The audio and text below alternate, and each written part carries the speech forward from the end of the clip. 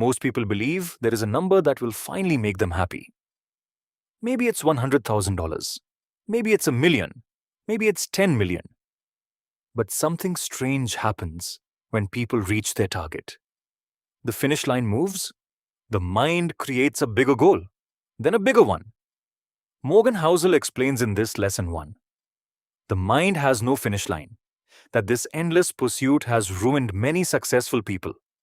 Not because they lacked money, because they lacked a stopping point. Buddhist teachings call this craving. The belief that fulfillment exists just beyond the next achievement. But craving has no finish line. If happiness depends on reaching the next mountain, peace will always remain somewhere in the distance. Lesson 2. Wealth can become an addiction.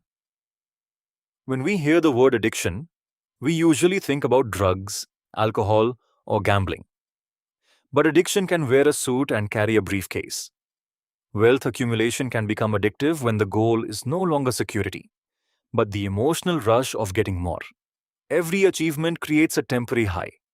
Then the feeling fades, and the chase begins again. Buddhism teaches that attachment often disguises itself as ambition. What starts as a healthy goal can quietly become an endless pursuit. The question isn't how much money you have. The question is whether you're controlling your wealth, or your wealth is controlling you. Lesson 3. Most money problems are identity problems. People rarely buy things only because they need them. Often they buy things because of what those things say about them. A luxury watch doesn't simply tell time. It tells a story. A luxury car isn't only transportation. It's identity. Many purchases are actually attempts to become someone. Morgan Housel reminds us that people are complicated. Money decisions are often emotional decisions. Buddhist teachings suggest that much suffering comes from trying to strengthen an identity that constantly needs validation. Sometimes the real purchase isn't the object, it's the feeling attached to it. Lesson 4. Rich people can feel poor. Here's a strange truth. A person can have more money than they ever imagined and still feel poor. Why? Because human beings rarely measure success in isolation. They measure it through comparison. A millionaire compares themselves to a billionaire. A billionaire compares themselves to someone wealthier. The cycle never ends. Buddhist teachings explain that suffering often comes not from reality itself, but from how the mind interprets reality. When comparison becomes the measuring stick, enough never feels like enough. Lesson 5. We fear status loss more than poverty. Most people believe their financial fears are about survival, but often they are about status.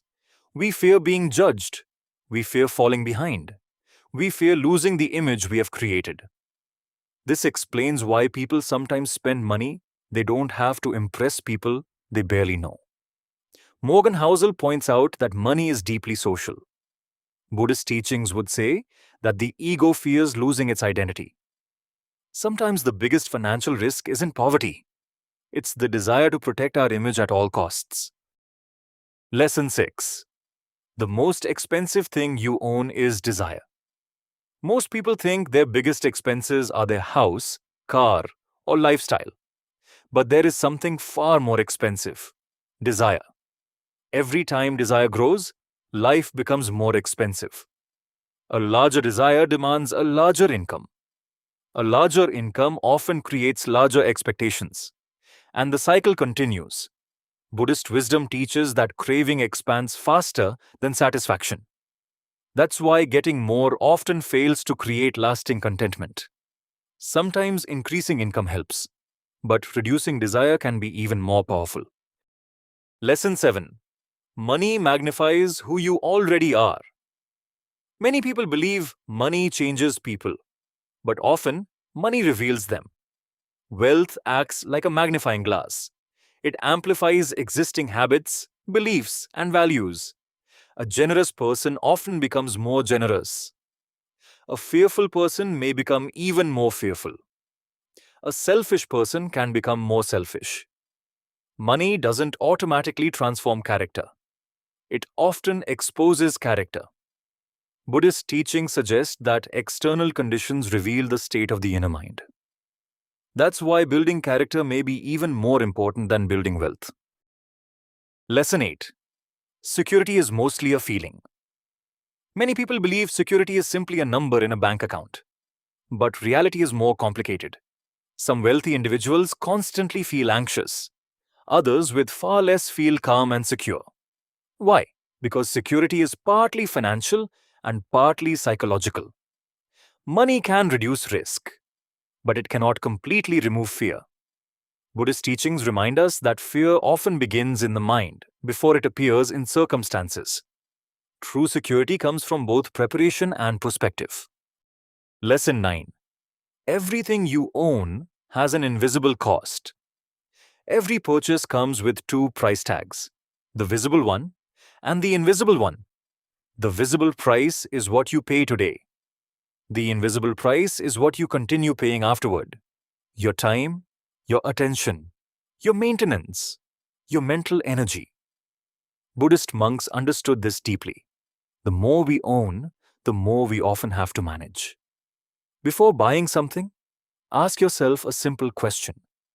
What will this cost me mentally? Lesson 10. The richest asset is the ability to want less. Society teaches us that wealth comes from having more. More money, more possessions, more success, more recognition. But Buddhism offers a radically different perspective. True freedom comes not from having everything.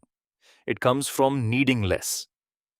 Morgan Housel repeatedly shows that financial success is often connected to behavior rather than income. And one of the most powerful behaviors is knowing when enough is enough. The person who controls their desires may ultimately be wealthier than the person who endlessly increases their earnings. Because peace doesn't come from having more than everyone else. It comes from finally being content with enough. The greatest lesson from the psychology of money is not how to become rich. It's how to think about money. Wealth can improve your life, but wisdom determines how you use it. The most successful people don't just build financial wealth. They build emotional wealth, mental wealth, and inner wealth as well. If these ideas challenge the way you think about money, you're going to love what's coming next. Subscribe to Mind Unlocked by MKYLB, where every week we uncover surprising connections between modern books, ancient wisdom, psychology, spirituality, and personal growth. Because the most valuable lessons in life are often hidden in plain sight. Until next time, keep learning, keep growing, and keep your mind unlocked.